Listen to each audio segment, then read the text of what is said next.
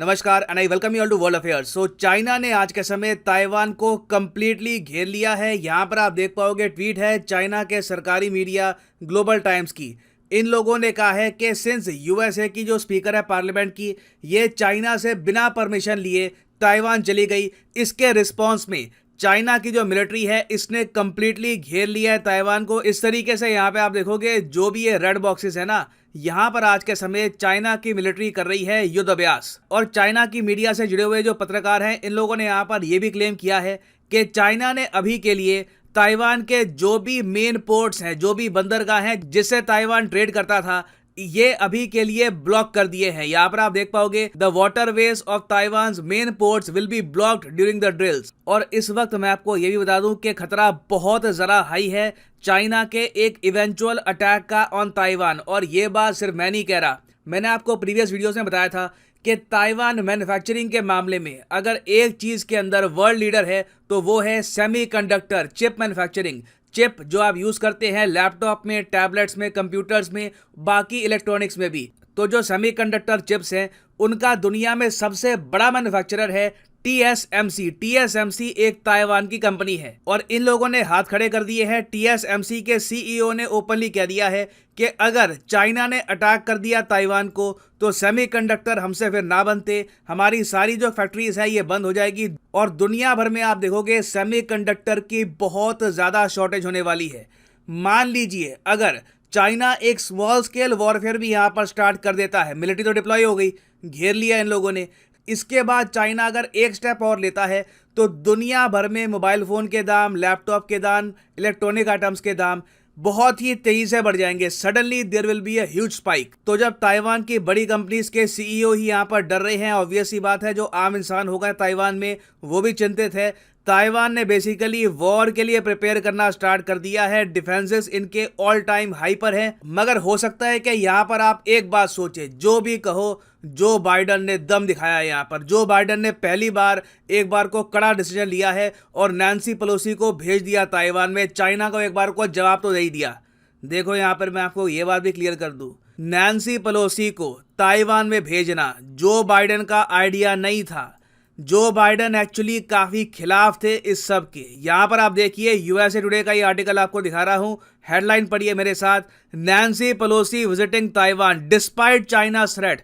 China की धमकियां आई और बाइडन से आई प्लीज। बाइडन ने गुहार लगाई कि प्लीज ताइवान मत जाइए, चाइना बहुत भड़क जाएगा। हो सकता है कि दुनिया में एक स्मॉल मिलिट्री कॉन्फ्लिक्ट यहां पर स्टार्ट हो जाए। मगर नैन्सी पेलोसी ने अपने प्रेसिडेंट की भी नहीं सुनी। अब यहां पर आप कहोगे ये कैसे हो सकता है कि नैन्सी पेलोसी भी डेमोक्रेट पार्टी की, जो बाइडन भी डेमोक्रेट पार्टी के, और ये जो बाइडन की सुनी ना। तो बिल्कुल नैन्सी पेलोसी ने यहाँ पर किसी की नहीं सुनी। व्हाइट हाउस की जो भी यहाँ पर प्लीज थी उनको इग्नोर कर दिया और अपनी पावर्स का यूज करते हुए ये पहुंच गई ताइवान। इसलिए ऐसे आर्टिकल भी पब्लिश किए जा रहे हैं कि नैन्सी पेलोसी की जो ट्रिप है ताइवान में, इससे अमेरिका की जो इनकोहेरेंट स्ट्रेटजी है कि कोई कुछ कह रहा है, कोई कुछ कह रहा है, ये भी सामने आती है। नैन्सी पेलोसी की विजिट से ये अज्यूम मत कर लेना कि USA ने टारगेट कर लिया चाइना को, अब पूरा US मिलकर अब चाइना को तड़पाएगा। नहीं, ये जो ताइवान में हो रहा है ये अपने आप में बाइडन एडमिनिस्ट्रेशन का एक पॉलिसी मैस है। ये सिर्फ मैं नहीं, द इकोनॉमिस्ट भी कह रहा है। तो डिस्कस करते हैं इस टॉपिक को इन डेप्थ। बहुत कुछ यहाँ पे आपको जानने को मिलेगा। मगर आगे बढ़ने से पहले आपसे क्वेश्चन पूछूंगा। क्वेश्चन यहाँ पर यह है कि ताइवान में सबसे ज्यादा फॉलो किया जाने वाला रिलीजन कौन सा है? ये है यहाँ पे आपकी ऑप्शंस, हिंदुइज्म, इस्लाम, क्रिश्चियनिटी या फिर बुद्धिज्म। कमेंट सेक्शन में करिए आंसर। सही आंसर मैं आपको दूंगा वीडियो के अंत में। अब यहाँ पर आप यही पूछ सकते हैं कि अगर USA के प्रेसिडेंट खुद खिलाफ थे नैन्सी पेलोसी की इस विजिट के, तो आज के समय US मिलिट्री बैक क्यों कर रही है नैन्सी पेलोसी को? अगर चाइना घेर रहा है ताइवान को तो US के एयरक्राफ्ट कैरियर भी वहां पे डिप्लॉयड है। इन केस अगर चाइना ने अटैक किया ताइवान को तो USA की तरफ से भी जवाब आएगा। देखो, अब नैन्सी पेलोसी जो पोस्ट होल्ड करती है वो बहुत ही इंपॉर्टेंट है। USA के पार्लियामेंट में स्पीकर हैं तो उनकी सेफ्टी US गवर्नमेंट के लिए बहुत ज्यादा इंपॉर्टेंट है। तो Biden even though Nancy Pelosi के निर्णय के खिलाफ हैं, इनको बाय डिफॉल्ट नैन्सी पेलोसी की रक्षा तो करनी पड़ेगी, तो इसलिए US मिलिट्री यहाँ पर डिप्लॉयड है। अब एक और इंटरेस्टिंग बात ये भी देखिए, हम बहुत ही लंबे समय से सुनते आ रहे थे कि चाइना ताइवान को अटैक करेगा 2027 में। इस पे बड़े आर्टिकल पब्लिश हुए थे। कुछ ही महीनों पहले की बात है, मिशन 2027, चाइना अटैक करने वाला ताइवान को।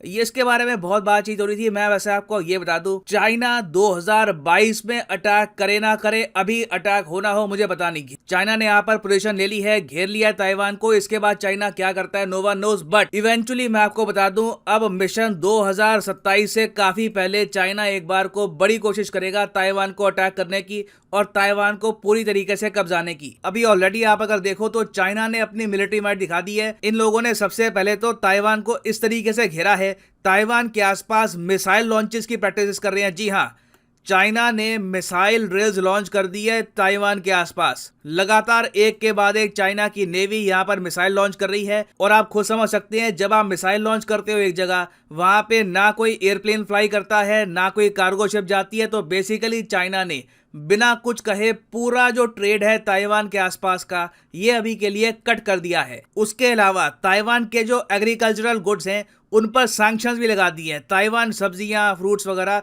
ये सब एक्सपोर्ट करता था चाइना की मार्केट में। यहां पर चाइना ने कहा है कि ये सब हम एक्सपेक्ट नहीं करेंगे, यहां पे लग गए सैंक्शंस। हालांकि मुझे अभी भी उम्मीद है कि चाइना कोई ऊटपटांग हरकत यहां पर नहीं करेगा, क्योंकि चाइना ने सेमीकंडक्टर मैन्युफैक्चरिंग जो है उस सेक्टर पे कोई सैंक्शन नहीं लगाया। अब यहां पर आप यही पूछोगे, अगर मान लो चाइना ने अटैक कर लिया ताइवान को, तो ताइवान की जो बड़ी इंडस्ट्री है सेमीकंडक्टर की, वो तो चाइना की हो जाएगी। ऐसा नहीं है, देखिए ये कोई खिलौना नहीं है जो चाइना छीन लेगा। ऑब्वियसली जब चाइना को इन्वेजन करना होगा ताइवान का, तो कोई बड़ी बात नहीं है, इनको बॉम्बिंग भी करनी पड़े। काफी जो सेमीकंडक्टर की इनकी जो फैक्ट्रीज हैं ये डिस्ट्रॉय भी हो जाएंगी उस टाइम में। और सेमीकंडक्टर की मैन्युफैक्चरिंग अपने आप में बहुत ही मुश्किल प्रोसेस होता है। उसके लिए आपको साइंटिस्ट चाहिए होती हैं, स्पेशली स्किल्ड वर्कर्स चाहिए होते हैं। तो कल को अगर चाइना कब्जा भी लेता है ताइवान को, तो ऐसा नहीं है कि इनकी जो इंडस्ट्री है रातों रात ये कब्जा लेंगे। कई साल लग जाएंगे चाइना को इस इंडस्ट्री को एब्जॉर्ब करने में भी। तो खैर अभी के लिए बताया जा रहा है सबसे ज्यादा वर्स्ट केस सिनेरियो की अगर हम बात करें, जो चाइना कर सकता है, जो मेरे हिसाब से हो सकता है, अगर मान लो चाइना कुछ ज्यादा एडवेंचरिज्म करता भी है, तो ये चाइना कर सकता है कि ताइवान के आसपास जो इनके छोटे छोटे जो टापू हैं, इनमें से कोई एक टापू पकड़ ले चाइना। या फिर चाइना मैक्सिमम ये भी कर सकता है कि ताइवान का कोई जो पोर्ट है इसको परमानेंटली ब्लॉक कर दे। ये बात चाइना के सरकारी मीडिया ने भी काफी बार कही है कि ताइवानीज मिलिट्री टारगेट्स में नंबर 1 पे होगा ताइवान का बंदरगाह। ताइवान के जो पोर्ट्स हैं वहां पे हो सकता है कि चाइना थोड़ी बॉम्बिंग कर दे, या फिर एक बार को पूरा जो पोर्ट है उसको कैप्चर कर दे, ब्लॉक कर दे। बेसिकली एक मैसेज सेंड करे ताइवान को कि यू बिलोंग टू अस। अगर आप यूएसए की तरफ जरा झुकोगे तो देयर विल बी प्रॉब्लम्स। और देखो यहाँ पे अगर आप सोच रहे हो कि यूएसए के पास सिंपल ऑप्शन है सैंक्शन लगा लो चाइना पर, तो ये करना बड़ा मुश्किल होगा। यूएस ऑलरेडी बहुत आगे अपनी पावर एक्सटेंड कर चुका है, इसलिए मेरे हिसाब से कई जगह यूएसए को थोड़ी बहुत लीनियंसी दिखानी चाहिए थी। यूएसए ने सैंक्शन लगा दिए north Korea, Venezuela, Iran, Russia.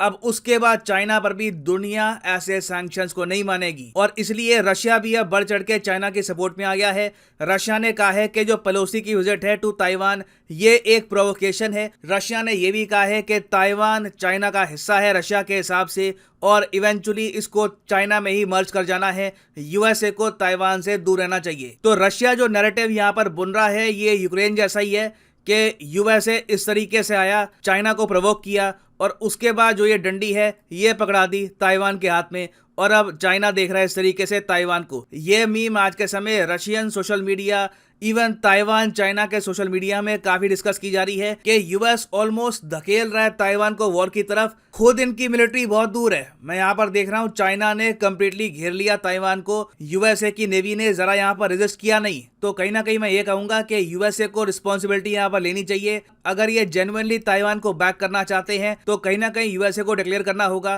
कि ताइवान पे अगर अटैक हो गया तो यूएस मानेगा कि यूएसए पे अटैक हुआ है। अगर यूएस यहाँ पर ये नहीं कहता तो ये आप कह लीजिए यूएस शरारत कर रहा है, और इन दी एंड यहाँ पर भुगतेंगे ताइवान के आम नागरिक। ना वापस आते हैं अपने क्वेश्चन की तरफ कि ताइवान में सबसे ज्यादा फॉलो किया जाने वाला रिलीजन कौन सा है, तो सही उत्तर यहाँ पे है option D, Buddhism. Buddhism is the most followed religion in Taiwan. Second number पे आपको मिलेगा टाओइज्म। और फाइनली यहाँ पर मैं ये भी ऐड कर दूं कि लाइफ में अगर आप एक बार प्रॉपरली यूपीएससी एग्जाम की तैयारी करना चाहते हैं, किसी भी एग्जाम की तैयारी करना चाहते हैं, चाहे आईआईटी हो, बैंक हो, तो सिंपली जाइए कमेंट सेक्शन में आपको मिलेगी ये पिंड कमेंट, और यहाँ पे आप परचेज कर सकते हैं the course of your choice. For example let's say आप प्रिपेयर कर रहे हैं फॉर यूपीएससी, क्लिक करिए यूपीएससी पर, और यहाँ पे आपके सामने खुल जाएगा ये पेज और यहाँ पे आप परचेज कर पाएंगे UPSC course for 36 month as well. अगर मान लीजिए आप एक कॉलेज स्टूडेंट हैं, अभी आपके पास टाइम है 2-3 साल का आराम से यूपीएससी की प्रिपरेशन करनी है, तो 36 महीने का जो कोर्स है ये भी आप कर सकते हैं परचेज। मगर जो प्राइसेस यहाँ पर लिखे हैं ये पे करने की जरूरत नहीं है। सिंपली यहाँ पर कोड यूज करिए PD10 and the prices will start falling. So use the code PD10 and save money. So इसी नोट के साथ ये है वीडियो का अंत। Thank you for listening and as always God bless you all.